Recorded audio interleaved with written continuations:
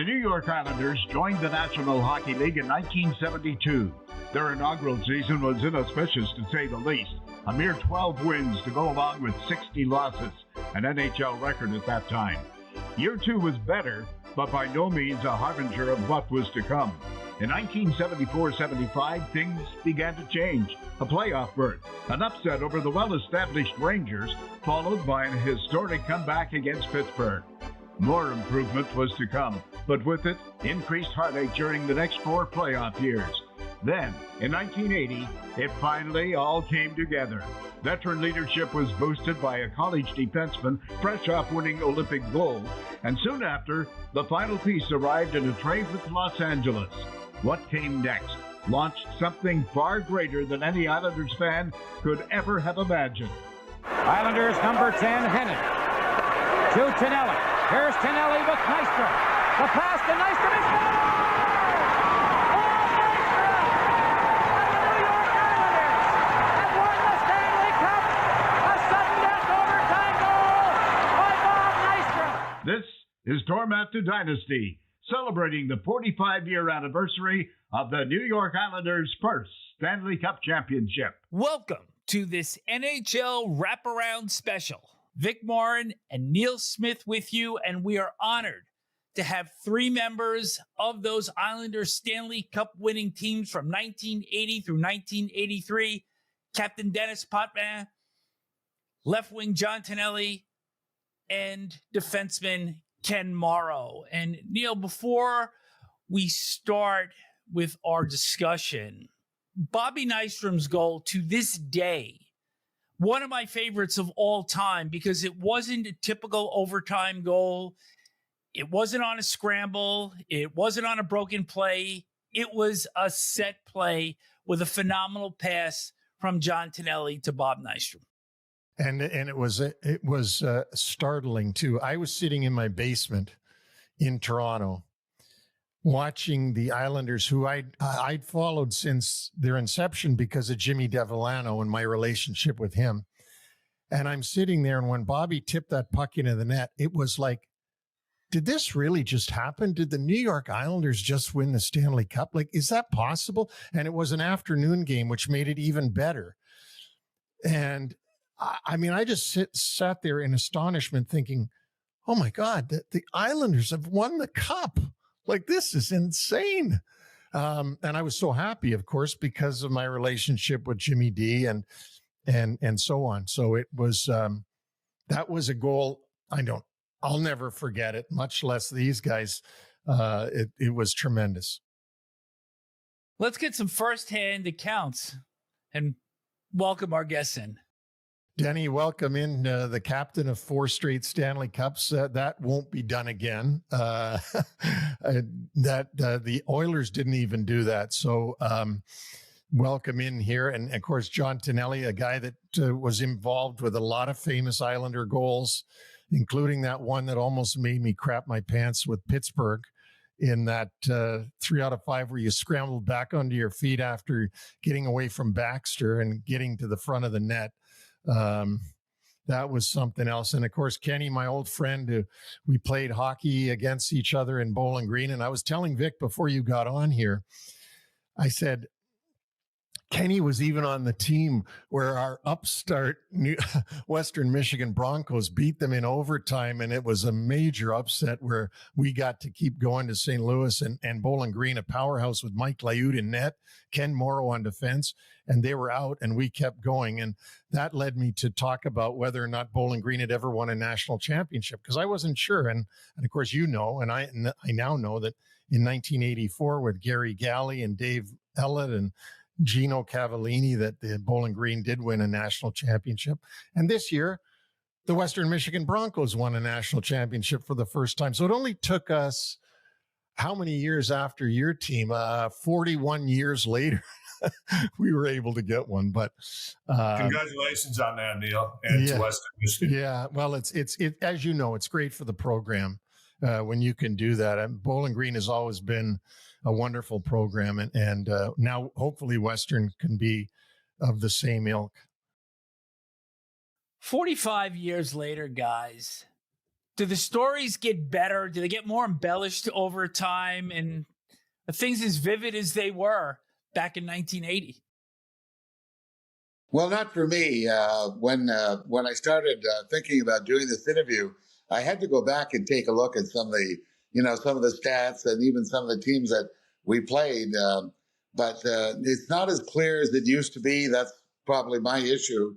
But certainly the important moments throughout all those playoffs, starting in LA and then going on and finishing up against Philly in the finals. And I think it was really great because the National Hockey League had it set up so that the two very best teams in the league would meet in the finals. And then they went away from that. I never understood why. But in any event, I just look at it as not only being the first of our Stanley Cup wins that makes it special, but also because we played against the Flyers, the other best team in the NHL. John, what do you remember? So I add to that, Denny, about do we embellish the story as years go on? No, they're actually true. So our practices, and these two guys that, Denny and Kenny, they'll tell you, we practice part of that drill where that game-winning goal in Philly, we practice that for like a half an hour in practice. And us as forwards will go down the other end, crisscross and come back. And Kenny and Denny would say, oh, we know what we're doing. They're going to crisscross. So we're just going to stay in our lanes, right?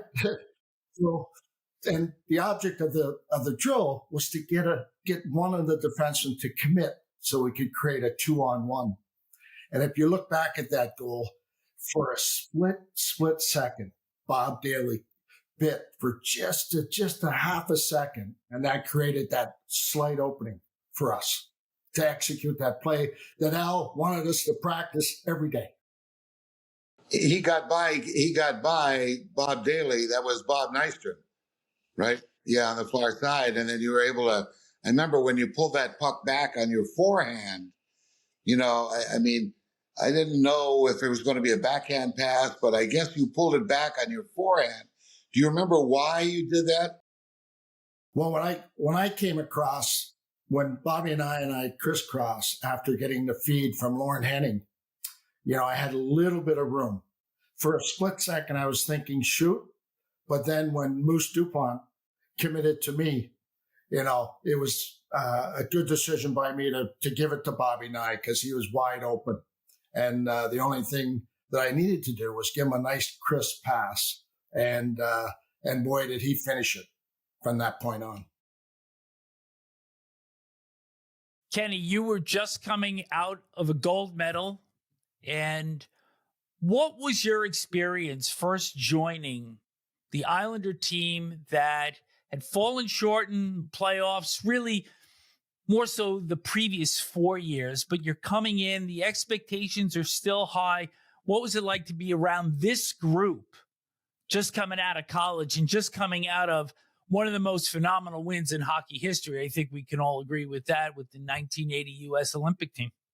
Well, thanks. Just to build on what they were both talking about, we practiced that all the time. I remember the forwards crisscrossing and how what made us, it doesn't get talked about much, but you practice a lot more than you play games. And when you think that here we are as defensemen practicing against Mike Bossy, Brian Trottier, John Tonelli, all these great Islander players, that's what makes us a better player. I coming off the Olympic team, I certainly had followed the Islanders since I had been drafted in 1976. So I knew the players. I knew watching them on TV. Never thought I would get a chance to step onto the team as it turned out. But they welcomed me with open arms. I can't speak highly enough about the character on that team. It just speaks to the character right on down from Bill Torrey, Al Arbor, and the players. That's what made that team special. We're not just one or two character guys, but throughout the locker room, and they made me feel welcome, and it was a great help to me. I don't think Kenny Morrow spoke for about a month when he first got there. That's true. I mean, pretty quiet guy. Very quiet. Yeah. Denny, every championship has its roots, and you were there, 1973 going forward. You experienced the Cinderella run in 75, beating the Rangers, coming back against Pittsburgh before falling to the Flyers in 7.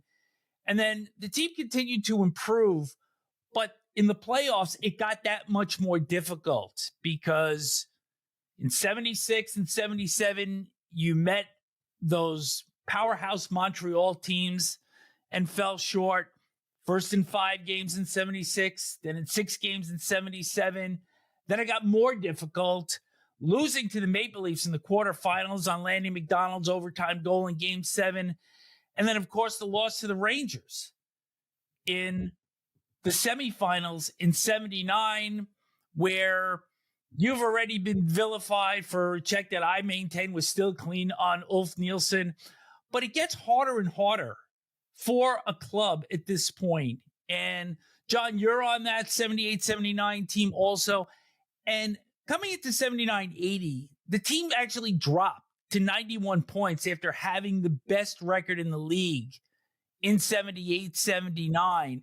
And do you think that maybe coming off the radar a little bit helped the club because the Flyers had the 35-game unbeaten string that year, and maybe this was kind of just the thing you guys needed to wind up for a big playoff run and finally get it done? So you're probably right on that, Vic. It probably lightened the pressure just a little bit on us. But at the same time, you talk about Bill Torrey and Al Arbor, and looking at those past 2 series where we lost against Toronto and we lost against the Rangers, there's still something that we need to complement our team. And boy, did they make a move at the end of the season at the trade deadline. They got this young guy called Butch Goring, and boy, he just fit in like a glove. And from that point on, it kind of created, like, it took the pressure off all the lines and made that one line more powerful. Right? I mean, Butch, I often hear the story. Butch says, and he would say to all of us, he says, "Do you know how good you guys are? Do you know how good your team is?" Right? And he would speak that every day. And he said, "Come on, let's go." And he was a true inspiration and an important piece for us to get to the next level. To kind of put a stamp on that statement, our number 2 centerman was Brent Sutter. And he was 20 years old, I think, or 21 years old. And he grew into a leader and a captain and all that stuff. But at that time, there's a big, big step down from having Brian Trottier as your number 1 to Brent Sutter, who was just a kid coming in to the Islander organization. So, when Bill Torrey made the move to get Butch, I mean, that was really filling a spot that we really needed to have filled. And plus, I knew Butch Goring through my brother Jean, who played with him in Springfield and also in LA. So I don't know how many of the other guys in the room knew Butch, but I knew of him. And my brother kept telling me how great an asset he's going to be, both in the dressing room. And it was Butch who stood up. And I think John alluded to this. At one point, we were struggling, and Butch just stood up as a veteran in the NHL, and he said, "I don't think you guys realize how good you are." And that really hit home with a lot of us. So his presence, the move, of course, losing Dave Lewis and Billy Harris, great friends, guys that we grew up with as on the Islanders, was tough. But in the end, that was in the February or March of 1980. That really turned the team around in many, many ways. And of course, Kenny Morrow joined us as well. not in a trade, but I think, Kenny, you had actually been drafted by the Islanders in 1976, so long before the Olympics and still while you were in college. I look back at that and I'm just kind of baffled how smart Bill Torrey was and how he had planned on bringing in all of those pieces that all came together under Al Arbor at the right time. It really, those few years putting that 1980 team together, is just a masterpiece. Well, and one other thing to add to that, it wasn't just Butch coming in. They added Gordie Lane earlier that year. Dwayne Sutter and Anders Kaller, two young players, injected some speed, some talent, some grit into the lineup. So even though you look at the team and 16 players that played on all four cups in that first year, there was enough of a change there. It kind of gave a different look to the team. I think, Kenny, you also, if I'm correct, Dave Langevin came in just around that time as well. So all of a sudden you had a 6'4", 240-pound defenseman, added to the lineup. So I know Bill Torrey just kept making these amazing moves. So the playoffs begin. You defeat the Kings 3-1 in terms of games in the opening round series.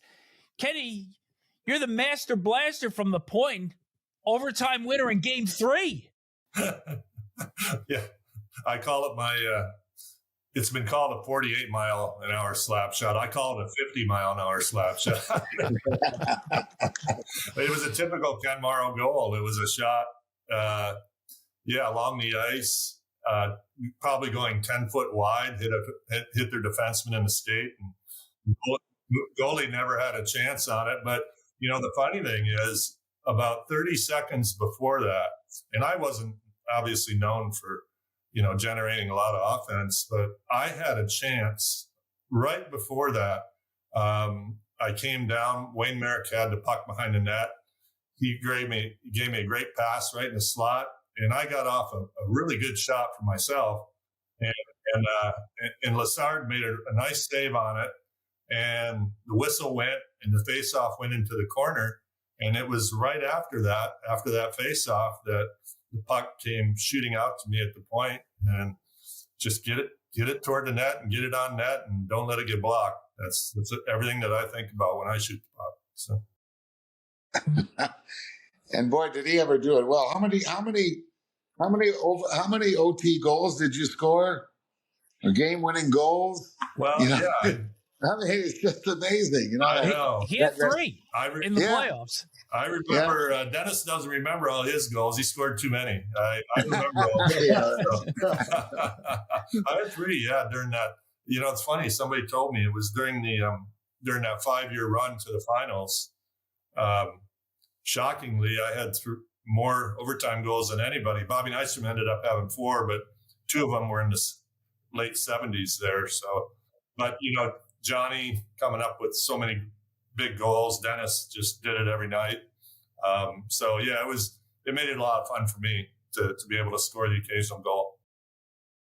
In the second round, you meet up against the Boston Bruins. And Denny, I have to think that this is the series where you guys truly come of age, because you go up 2-0, overtime goals by Clark Gillies and Bob Bourne in Boston Garden. But in that second game, in the first period, 16 fighting majors, 248 penalty minutes.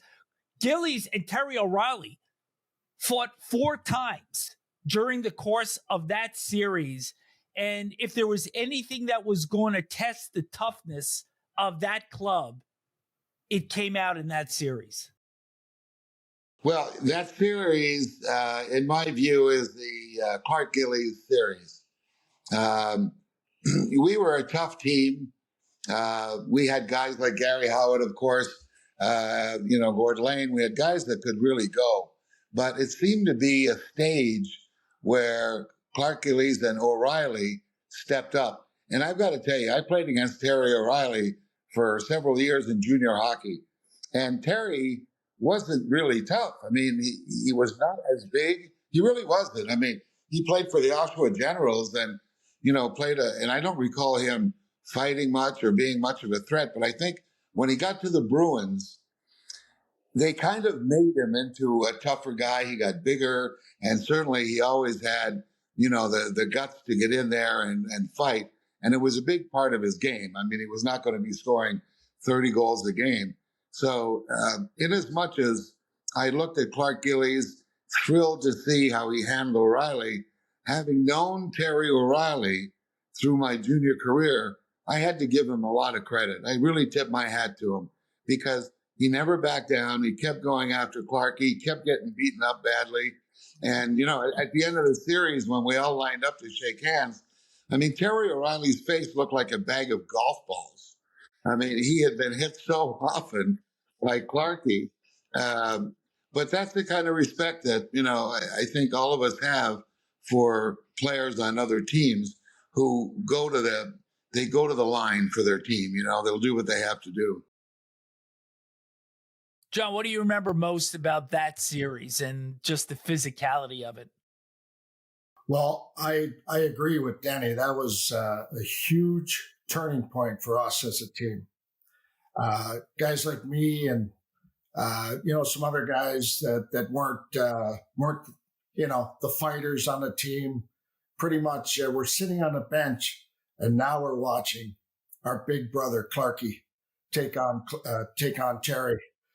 Terry O'Reilly, tremendous hockey player, a lot of respect, unbelievable. God, I hated the nights that I had when I started the game, and he's right next to me, and I'm going, "Oh God, you better skate fast tonight because you don't want him to catch you." And right.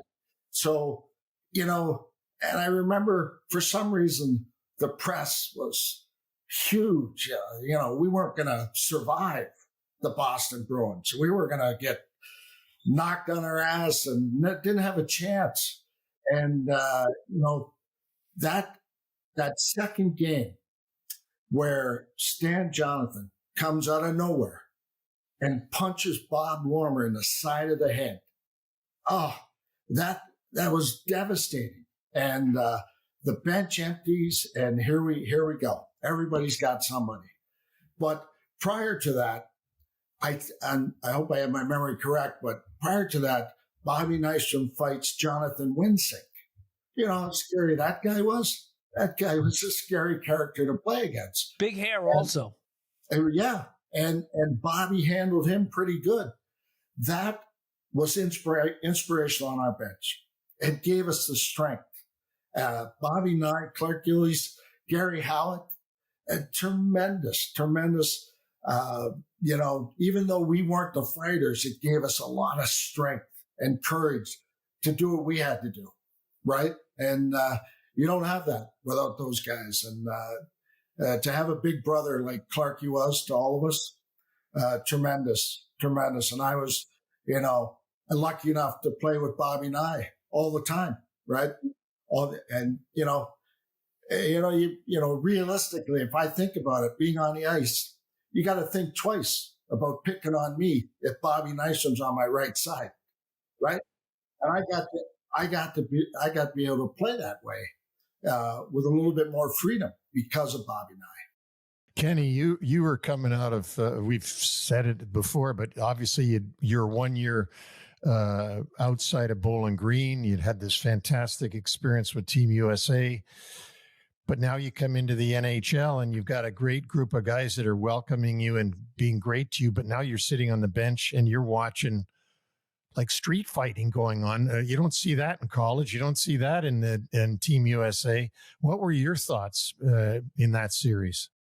That was my welcome to the NHL moment. The first series against LA, it was good hockey. All of a sudden you're in this small Boston garden. I remember Gordie Lane saying that, the corners were so small. He said he would come out after the game and his toes were sore from going back for pucks and getting his face slammed into the glass. As these guys just said, that was the series that our big tough guys carried us through. not only Clarkie, but Bobby Nystrom, that fight against Wensick. I still have to tell the story. I stood, those were the days when a fight would happen and you could kind of gather around and everybody would be a couple feet away as these guys are fighting. And I was standing there and I saw that fight. And that's one of the great fights of all time. If you watch it on YouTube. I stood there, and then at the end of the fight, Bob Nystrom had his fist clenched up underneath Wensick's chin. And I'm standing a couple feet away and I see Wensick actually bite down on Bob's finger. In my mind, I went, oh my God, this is the NHL, right? And then Gordie Lane fighting Al Secord, Gary Howitt fighting Wayne Cashman. It was on, but that was the moment that we had our big tough guys, say enough's enough. And then those 2 overtime goals, they were both scored, I think, within the first 2 minutes of overtime, which was a big help for us. I know the Clarkie's goal, I had gotten hurt late in the third period, and we were down to 3 defensemen because Bobby Lormer was out of the game, Gordie Lane was out of the game, I was out of the game because of an injury. And so it was Dennis, Dave Langevin, and Stefan Persson. So if that overtime had gone any longer than a couple minutes, I mean, these guys, I don't know.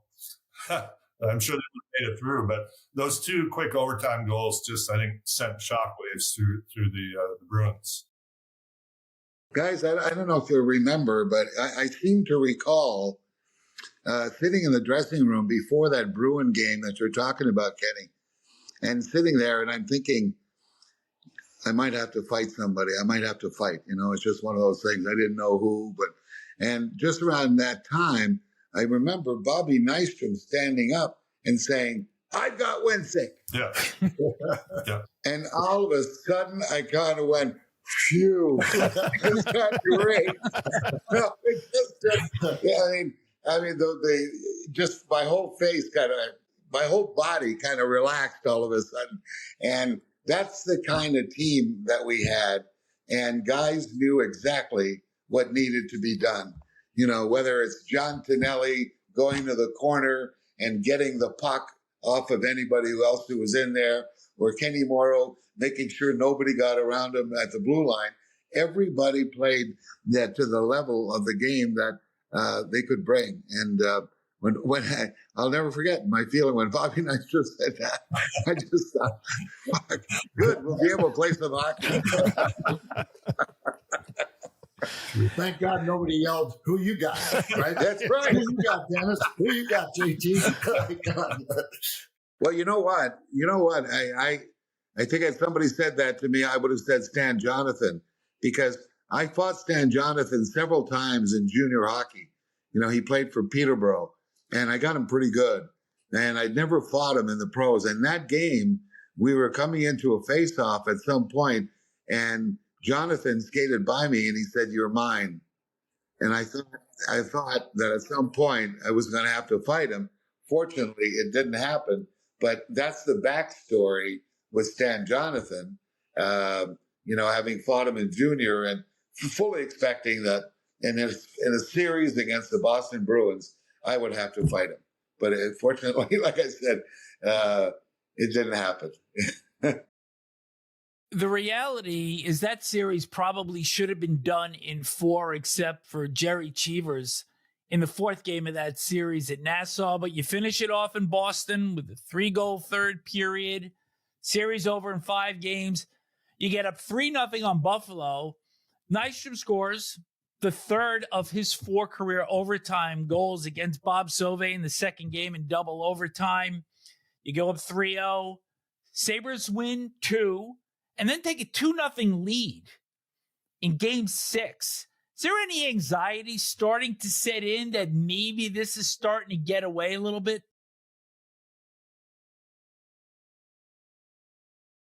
Well, I'll tell you, the LA series, the first series that we played, we were down 2-0 in that pivotal 3rd game going into the 3rd period, or we were down 3-1, I believe it was, but 2 goals. And we tied it up, and we came back and won that overtime game. So that was a big comeback win for us early in the playoffs there. And then, as you mentioned, being down 2-0 on home ice in game 6 early, I think Gilbert Perreault scored twice in the first period. And when that guy gets on a tear, look out. But Bobby Lormer scored a huge goal in that game. You know, somebody that I might have outscored Bobby Lormer. I don't know. We'd have to look at the stats there. But Bobby scored a huge goal in that game, and it kind of got us back on our feet. And then Mike Bossy took over and scored a goal or two. And yeah, so those 2 games stick out in my mind as big comeback wins in those playoff series. I don't really remember that series all that well at the end of it, but I do remember one thing that happened during that series. It was in between. We played the first 2 games there, right? First 2 games in Buffalo, and I think we win game 1, and we have a day off, and Clarky comes into the dressing room with a brand new pair of white shoes, white as can get, right? And he was the first guy on the ice for practice. So somebody, I don't know who, said, "Let's sign his shoes. Let's sign them," right? Do you remember that night? So we took his white shoes and everybody signed them and left them in his stall.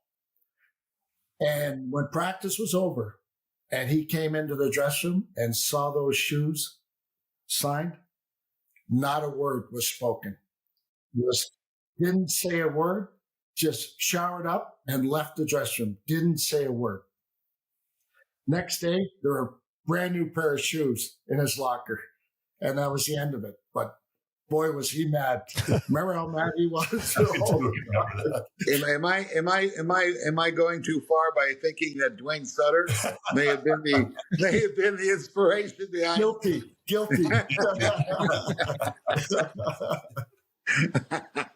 Yeah. He was proud of those shoes when he walked in after he'd bought them. Yeah. Wasn't he? Yeah.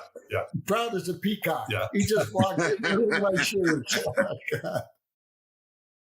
Oh, God. You're finally over the hump. You make the final. Philadelphia comes in, best record in the league. They get all the accolades for the unbeaten streak during the course of the season. But you walk in there, first final ever. Denny, you score an overtime goal from John in the overtime, which, hard to believe in this day and age, was either the first or the second power play goal in playoff history in overtime. It was the very first power play goal in Stanley Cup history. And Johnny and I had connected quite a few times, on the power play during the season. But I remember this like it was yesterday. Some reason, one of the Watson brothers was almost next to me on the blue line in the offensive zone, totally out of position. Johnny goes behind the net with the puck, and he looks up, and I knew he would. I started sliding in, and Johnny laid a perfect pass on my stick. All I had to do was redirect it past Pete Peters, and that was indeed the very first power play goal in overtime Stanley Cup history. What was the sense entering that series with Philadelphia, having been such an arch rival for so long? Where was the confidence level prior to that first game?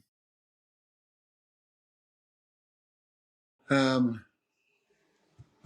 think fear is a great motivator. They were a tough team. I don't remember how we played them during the 1979-80 season. But sometimes, fear, physical, mental fear that team brought, because Bobby Clarke would talk to people. I'm sure you guys heard Bobby come to you and, say some things. He would say things to me, trying to intimidate. But I think we got over that. And that's what made us take that next step. Now, remember, we had brutal 1978 playoffs. You know, we lost to the Toronto Maple Leafs. Come on. Then 1979, it doesn't hurt more than that. We lose to the New York Rangers. So now we're in 1980, and I think, you know, our team, each one of us, everybody was still together. I think in this day and age, you know, the coach might have been fired after losing in the playoffs 2 years in a row like we did. But that wasn't the story in Long Island. You know, Bill Torrey had so much respect for Al Arbor, as we all did, that the whole team stayed together. And I think that was a big reason why I believe we all came together to be able to win and be the team that we all knew we could be. Just as we gained that piece of strength from the Boston series, you know, the one thing that Al did great was install in us our responsibilities. So for Philadelphia to play as tough as they wanted to play or could play, they had to be careful because our power play was awesome. It executed under pressure, and you couldn't take too many penalties against us because guess what? Our power play was going to put the puck in the net. And when you have that mechanism, you have that going for you, you know, it limits, not altogether, but it limits the way you get to play against us, right? You got to pay the price. Well, they didn't learn that lesson really well because they were shorthanded 40 times in that final round series. You guys scored 15 power play goals in the final, which stands 5 more than any other team in NHL history in a series. So you lose game 2, 8-3, come home with home ice advantage, 6-2 win. It's 4-0 after the first, 6-0 after the second. Power play is 5 for 5. Dennis, you've got 4 points in the game. Well, I tell you what, the power play, just to say, as John said, our power play was, I mean, just think about it. You know, you got Bossy and Trottier. You know, then you got probably one of the best passers in the game in Stefan Persson. I mean, he could lay a puck on a guy's stick. It was phenomenal, you know. And so I think our power play percentage, and I look back, at times during the playoff, we were scoring at 37.5%. Unbelievable. 37.5% in power play playoffs. Pretty special, right? Pretty special. But that was the pressure that our guys, our power play guys, you know, I wasn't on the power play, but and I realized what I had to do out there. You know, a lot of times I was assigned to the checking line with Wayne Merrick and Bobby Nystrom, right? So we had to play against their best most of the time. And some nights we got embarrassed, right? And the Flyers, you know, their best line probably outplayed us at certain times, you know, my line specifically. But we got our chances to get back at them. But what I'm trying to say is, you know, our guys put pressure on themselves to execute on the power play, just as Kenny put pressure on himself to stop them from getting around him or getting near the net, you know, killing penalties. God, you meant just when Kenny first came to the Islanders and practice started, I'd be driving with speed, going down the left side, trying to get around him. All he'd do was stick out his right arm and stop me that's the strength that Kenny had. And the wingspan that he had, I said, wow, this is so frustrating playing against this guy. I love him, right? Well, you mentioned, you know, Philadelphia wasn't going to change their stripes. That's what made them so successful. So they took all those penalties. Our power play, hands down, won us that series. Phenomenal. When you think of not only the great players that were on it, but the mix that we had, as Dennis mentioned, you had Stefan Persson, great setup. Dennis with his shot and his pass. Bossy, the ultimate sniper. Brian Trottier, goal scorer and playmaker. Clark Gillies in front of the net. I mean, they didn't learn their lesson because, as you said, 15 power play goals, through the whole playoffs, our power play was historic. They put historic numbers up. And what I remember is just, Philadelphia, that building was intimidating. The team was intimidating. They had won 35 straight games. But, it was ultimately, it was our power play and their ability to not take penalties, that cost them the series. What do you guys, one name I want to bring up to you from the other team, because I'll never forget his face in the pose, and I got to know him as a man later on, but Mel Bridgeman. What are your thoughts and memories about Mel Bridgeman? Because in the famous photo of Bobby Nye tipping in Johnny's pass, there was Mel Bridgeman sort of looking over at the ref going, does that count? Is it going to count?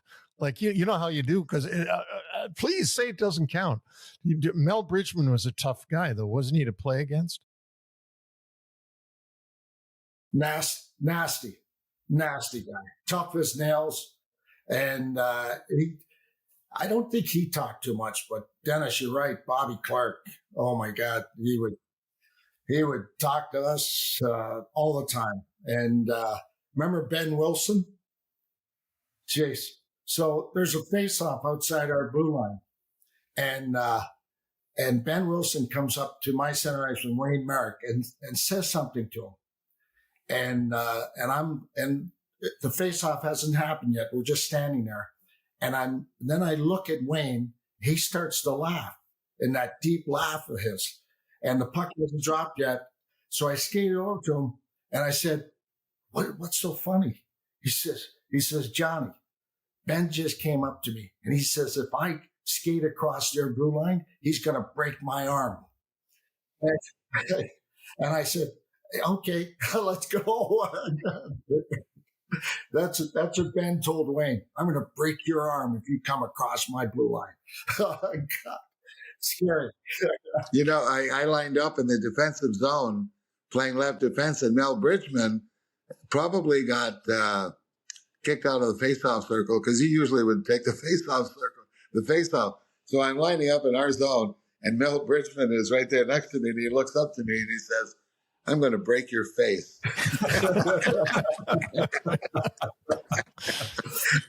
Oh, well, really?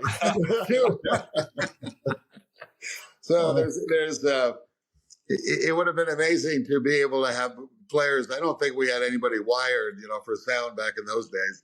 But boy, I tell you, some of the stuff that went on the ice was pretty amazing. People often ask me, "Who are the toughest guys you played against?" And I go, "Well, there were two of them, and one was Paul Holmgren. Remember Paul Holmgren? Oh my God! I always so you got Clark Gillies, you got Bobby Bourne, and you got me. So I'm going to get those guys. They're not going to. Clarky or Bobby Bourne wasn't going to get those guys, and Terry O'Reilly. So I had to play against those guys all the time. And boy, did I focus on skating fast those times." Well, Paul Holmgren would play right wing, and I played left defense. So, Kenny Linsman would always dump the puck in my corner for Holmgren to come in and get it. And of course, I had to turn around and go after the puck. I like Johnny, I would skate my ass off just to try and get, the puck and me behind the net so that Holmgren wouldn't be able to get me. But there was one time where he anticipated me going behind the net, and I didn't know. I thought he was still behind me, and I came around the other side of the net, and there he was. I was flat on my ass. I got hit so hard, never expected him, but he was a big, strong guy, Holmgren. And I tell you, and the thing that made him really difficult, and Kenny, you know this, as a defenseman, as big and as strong as he was a really good skater. He could really skate. And that's why he just couldn't get away from it. And he was a guy, Denny, correct me if I'm wrong, but he was a guy that was scary because he could, like I always said, the scariest tough guys were the guys that could pursue you. And like Ty Domi in another era, was a guy that could pursue you. He could get you. And so it wasn't just that he would fight you like a staged fight. I mean, he was like a rocket coming in after you on those inboards. I remember Holmgren in the Spectrum. I mean, I was scared sitting up in the press box. I mean, that's how much he was like a missile coming in at you guys. Yeah, the skating ability was quite different. I mean, you had the big guy named Brown. What was his first name? Dave Brown. Big, tough guy, but you know what? You could get away from him without a problem. So, that compared to Holmgren was a different kind of fear. But the guys that were tough and mean and could skate that's when you learn how to move the puck real fast. And think about it. In today's NHL, a team is lucky if you have one heavyweight on your team. Some teams don't have any. In those days, you could count on both hands 10 guys on Philadelphia that you could call heavyweight, with Holmgren and Glenn Cochran and Ben Wilson and right on down the line, Mel Bridgeman. And Boston, pretty much the same thing, all those tough guys. So, yeah, it was just a completely different era back then. Yeah. How about the ability to interfere back then and today? You can't today, right? I admire the defensemen today that go back and get the puck and are able to, with their agility, to get it out of there. Back in our day, I'm telling you right now, if I didn't interfere or get in Paul Holmgren's way so he could get to Dennis would come yell at me, and he'd almost fear me. You take care of that guy. Don't you dare let him get me in. Right? And that's the way it was back then. We were holding and grabbing guys, which even made it more physical and more tiring to play those games. Would you guys agree? Yeah. Oh, back then? 100%. And, like Kenny can attest to, I mean, we really counted on being given a couple of extra seconds, to get the puck, because our job was to get the puck, turn around and try and move it up ice. But we needed a few extra seconds not to get laid, into the boards. And I know Kenny, having been a defenseman, what I tried to do was I tried to get as close to the boards as possible when I had somebody chasing me, because that would sort of really soften the impact on me. But you've seen hits where guys are hit and they're 3 or 4 feet from the boards. That's when you really get hurt. And I saw one just the other night in the NHL. This kid goes back, he's got his head down, going after the puck, and he gets hit from behind. He goes head first right into the boards. I mean, I thought you started learning that in junior hockey, but this kid obviously didn't. There's an art. There's an art to hitting, but there's also an art to taking a hit. And I think players in that era knew how to take a hit better, because there was much more hitting in the game at that time. And so when I watch today's game, I don't see as much of that. Guys know how to absorb a hit and bounce off and keep going, kind of a thing. Johnny might have been the best at it. Yeah. Johnny had those elbows up even in practice. That was my secret. Not just kind of my secret in the corner is that I knew guys wanted to run me as hard as they could through those boards. So, like Dennis says, stay close to the boards, even right next to the boards. And that guy hits you and he bounces off, right? And now you go with the puck. Now, I can only do that most of the time, but there's a couple times where I couldn't do that. Jay Wells hit me one night. I let Jay Wells hit me. And I don't know if you guys have ever felt this, but my body, my bones rattle. You feel that shiver down your bones, right? So I said, okay, Jay Wells can't hit me like that. I got to avoid him, right? And the other guy would be Nicky Fitzhugh. I could never let Nicky hit me from any shape or form. I couldn't, because he could rattle my bones. There was a tough guy that could skate right there. Oh, yeah. Boy, head on a swivel when he was on the ice. He'd get flying up the ice with the puck, and he'd fire that wrist shot from the red line, and it was like a bullet. Do you remember that? And I think the first thing I heard about Nicky was that he was Golden Glove champion of New York State or something. I mean, I don't know that any one of us or any of our guys fought him. I don't think. I don't remember that. I think Gordie Lane fought him a couple times. I remember, but yeah. Gordie Lane. When I was playing with the Islanders and Gordie was with Washington, I always thought that he was a real big guy, because Gordie had a big head. And I thought, here's a big guy, So we made a deal to get Gordie. And the first time I see him in the dressing room, he's going into the shower and he's just he's got a big head, but the body is just really skinny, So I was like, I couldn't believe it. I think he only weighed about 185 or 188 pounds. But if you got a guy fighting, his right hand was like a piston. I mean, remember when he fought Secor? I don't know if you remember that fight. It was just unbelievable. He could really, really throw him and fast. I called him, jokingly called him the king of the spear back in those days. And I can think of several times. I remember one time in Boston Garden, there was a big jam up of players, 3 or 4 Boston Bruins players, 3 or 4 Islander players right in front of our net. And Gordie was in the middle of it. And all of a sudden the puck shot out and everybody broke away. And here's a Boston Bruins guy laying on the ice, rolling around, holding his stomach. And here's Gordie skating up the ice. And I knew he had gotten away with a good spear in that jam puck. That happened a lot.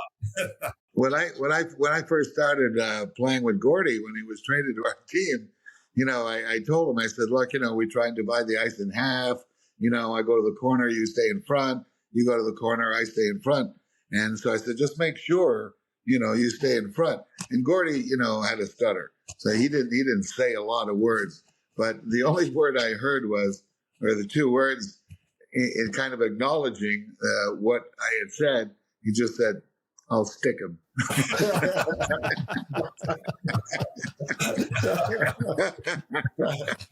We're going to come back now to the final, because you continue to stick it to the Flyers.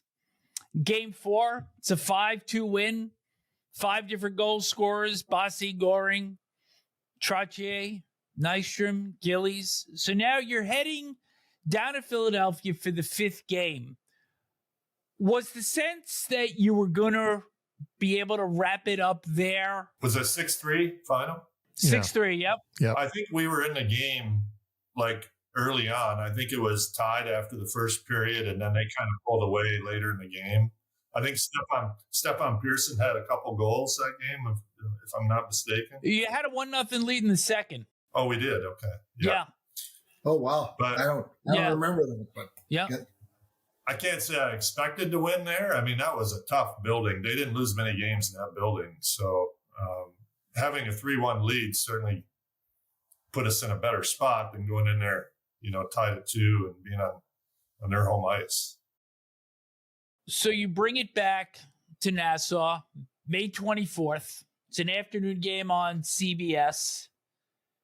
And I think we could agree that back in the day, there was no video replay, but that probably would have been used a couple of times in that 6th game.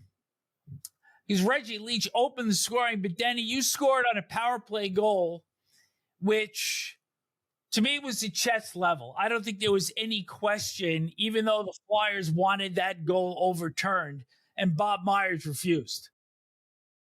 Well, he refused because it wasn't above my shoulders. It was at that level. I was convinced of it. There was no video replay at the time, but to this day, I'll always say that it was a good goal. Yeah, I think it was a good goal. Yeah. Your stick started high, but it came down well below, and maybe it was even at waist level by the time that puck was contacted. Yeah, it was a good goal. I've seen it on replay. Yeah. But you're right.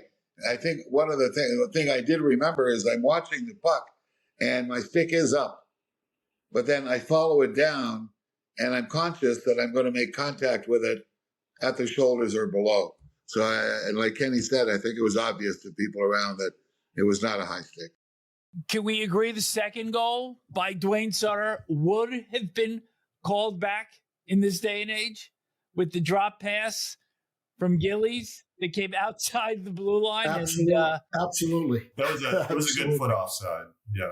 Leon Stickle is still vilified to this day in Philadelphia. When I saw it on television, I had a really good view of it. And Leon was, and back to the boards, Butchie goes across the blue line with the puck, drops it back. Clarkie picks it up about a foot outside the blue line. But I noticed Leon was looking at Dwayne Sutter on the other side of the rink, making sure Dwayne Sutter wasn't offside. And it was at that exact moment, I recall watching it several times, that by the time Clarkie got the pass and moved, he was already inside the blue line. So Leon Stickle took his eye off the exact play just to make sure Dwayne was going to be onside. And that's when the puck went out and Clarkie was able to bring it back in fast enough. I mean, it wasn't offside, no doubt about it. So I'm going to add a caveat to this because you're talking about replay and if today's. So here's why I don't feel bad about that goal. In the first period, Philadelphia had for their first goal that they scored in that game, they had a 5-on-3 power play. We were down 2 men. I was on the ice. Credit Bobby Clarke for making a veteran move on a young defenseman, but I was standing in front of the net.